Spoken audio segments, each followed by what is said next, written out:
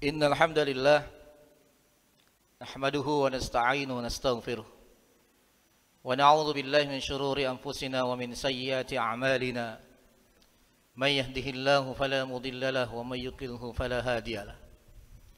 Asyhadu an la ilaha illallah wahdahu la syarika lah wa asyhadu anna Muhammadan 'abduhu wa rasuluh alladzi la nabiyya ba'dah.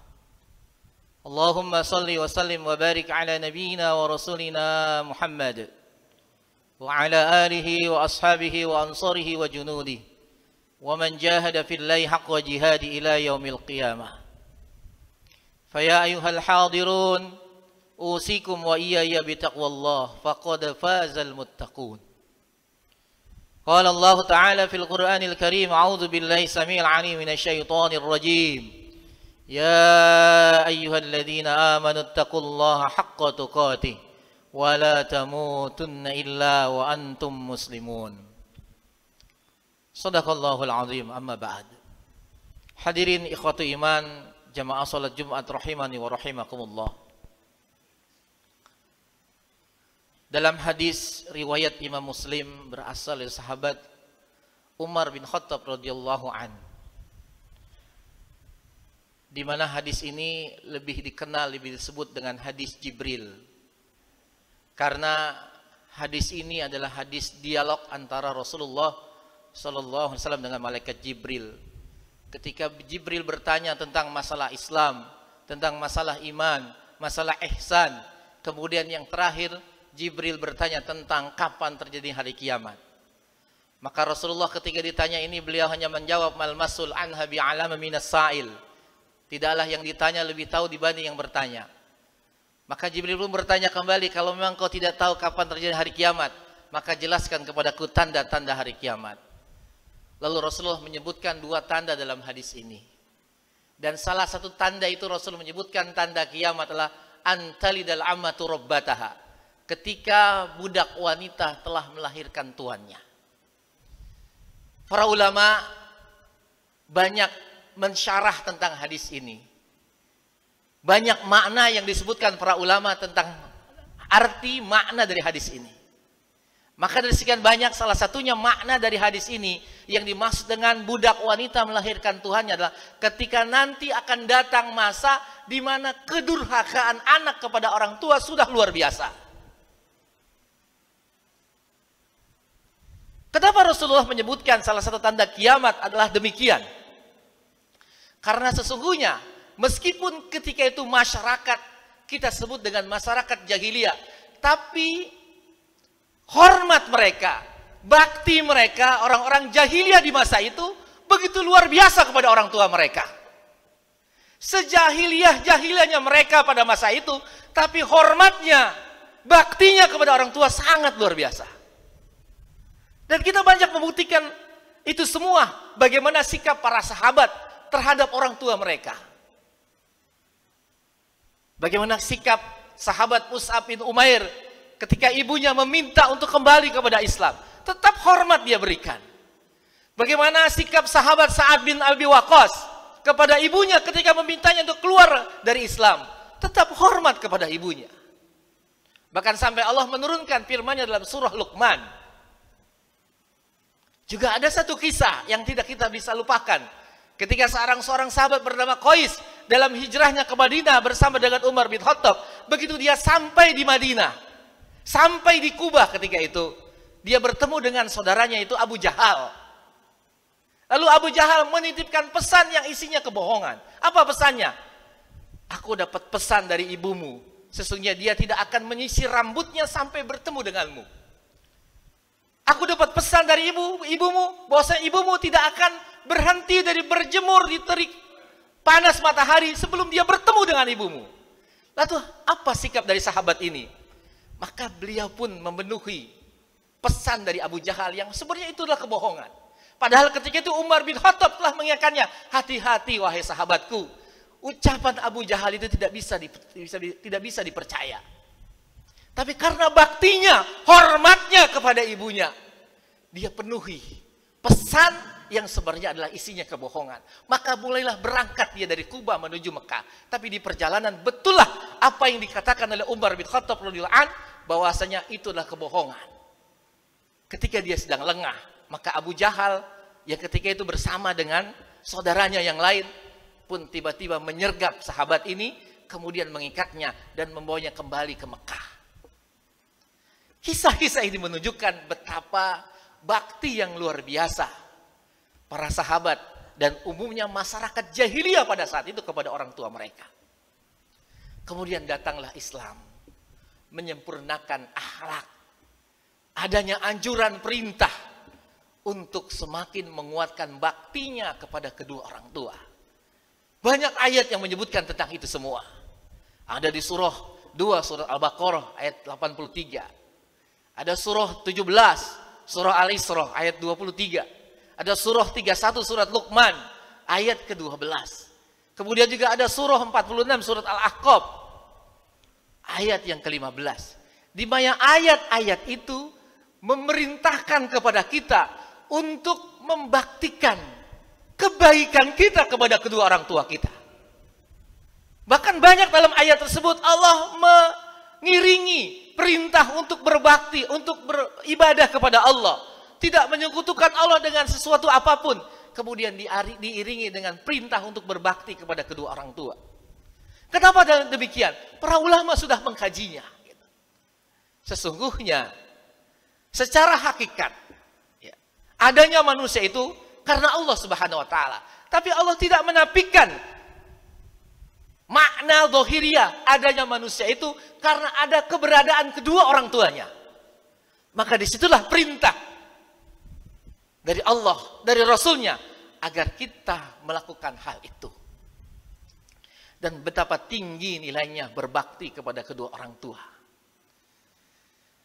Dalam banyak keterangan, bentuk bakti kita kepada kedua orang tua kita adalah al-ihsan ilaihima. Bagaimana kita berbuat baik kepadanya. Dengan cara apa? Tidak meninggikan suara kita di hadapan mereka. Setinggi apapun jabatan kita, secerdas apapun, sebanyak apapun gelar yang kita miliki, sekaya apapun harta yang kita miliki, maka ketika di hadapan orang tua kita, merendahlah di hadapannya. Tidak boleh. Wakhfid lahuma janaha dzulli minar rahmah. Jangan merasa tinggi dengan keilmuan kita. Jangan merasa bangga dengan ilmu yang kita miliki. Jangan merasa tinggi dengan jabatan yang kita miliki. Begitu dah ada di hadapan orang tua kita, merendahlah kita di hadapannya. Karena sesungguhnya mereka berdualah surga kita. Ukuran kita mendapatkan kebaikan atau tidak, kita mendapatkan murka atau tidak dari Allah, adalah sejauh mana sikap kita kepada kedua orang tua kita. Dan bakti kita kepada kedua orang tua kita sesungguhnya itu tidak hanya sampai di dunia ini saja ketika kita masih hidup, tapi pun terus berlanjut. Meskipun orang tua kita sudah meninggal dunia, namun bakti yang kita berikan kepada mereka masih terus berlanjut. Ibadah yang tidak berhenti meskipun keduanya sudah meninggalkan dunia ini. Maka jadikanlah bagi kita orang-orang yang masih memiliki orang tua pada saat ini sebagai ladang surga bagi kita semua. Jangan sia-siakan mereka.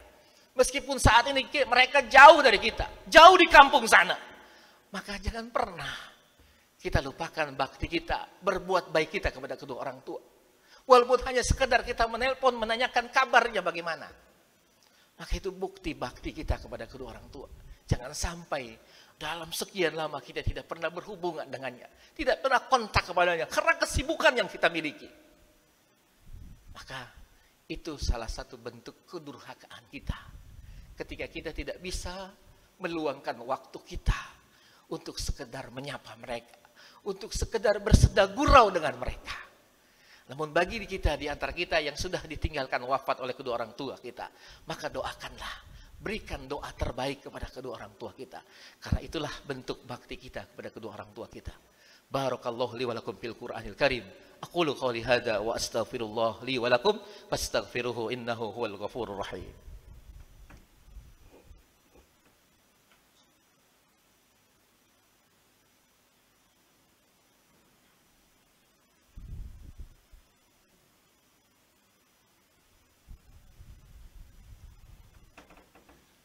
Alhamdulillah hamdan katsiran thayyiban mubarakan fihi asyhadu an la ilaha illallah wahdahu la syarika lah wa asyhadu anna Muhammadan abduhu wa rasuluhu alladzi la nabiyya ba'dah.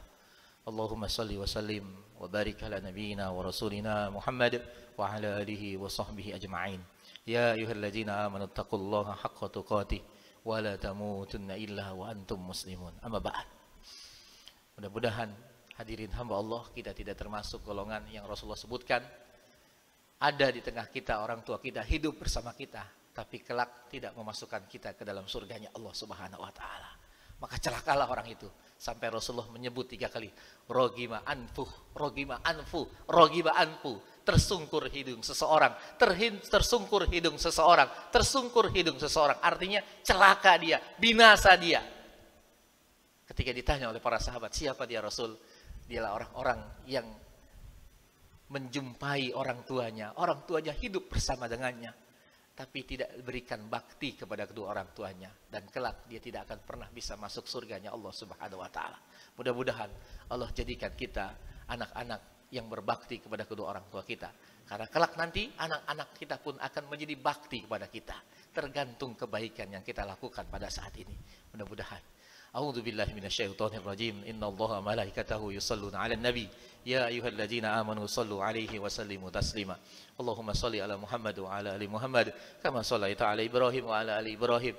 Wa barik ala Muhammad wa ala ali Muhammad kama barakta ala Ibrahim wa ala ali Ibrahim fil 'alamin innaka Hamidum Majid. Bismillahirrahmanirrahim. Astaghfirullahaladzim, astaghfirullahaladzim, astaghfirullahaladzim. Alhamdulillahirabbil alamin, hamdan na'imin, hamdan syakirin, hamdan yuwafi ni'amahu wa yukafi mazidah. Ya Rabbana lakal hamdu kama yanbaghi li jalali wajhika wa 'azimi sultanik. Allahumma shalli ala Muhammad wa ala alihi wa sahbihi ajma'in. Allahumma ighfir lana wa liwalidina warhamhum kama rabbawna shighara. Allahumma ighfir lana wa liwalidina warhamhum kama rabbawna shighara. Allahumma ighfir lana wa liwalidina warhamhum kama rabbawna shighara. Wa li jami'il muslimin wal muslimat wal mu'minina wal mu'minat al ahya minhum wal amwat innaka sami'un qaribun mujibu da'wati ya qadiyal hajat. ربنا اغفر لنا ولإخواننا الذين سبقونا بالإيمان ولا تجعل في قلوبنا غلا للذين آمنوا ربنا إنك رؤوف رحيم. ربنا لا تزغ قلوبنا بعد إذ هديتنا وهب لنا من لدنك رحمة إنك أنت الوهاب. ربنا ظلمنا أنفسنا وإن لم تغفر لنا وترحمنا لنكونن من الخاسرين. اللهم إنا نعوذ بك من البرص والجنون والجذام ومن سيء الأسقام. اللهم أجرنا في مصيبتنا واخلف لنا خيرا منها. لا إله إلا أنت سبحانك إنا كنا من الظالمين. ربنا آتنا في الدنيا حسنة وفي الآخرة حسنة وقنا عذاب النار وأدخلنا الجنة مع الأبرار يا عزيز يا غفار يا رب العالمين. سبحان ربك رب العزة عما يصفون وسلام على المرسلين والحمد لله رب العالمين. عباد الله إن الله يأمر بالعدل والإحسان وإيتاء ذي القربى وينهى عن الفحشاء والمنكر والبغي يعظكم لعلكم تذكرون ولذكر الله أكبر. أقيموا الصلاة.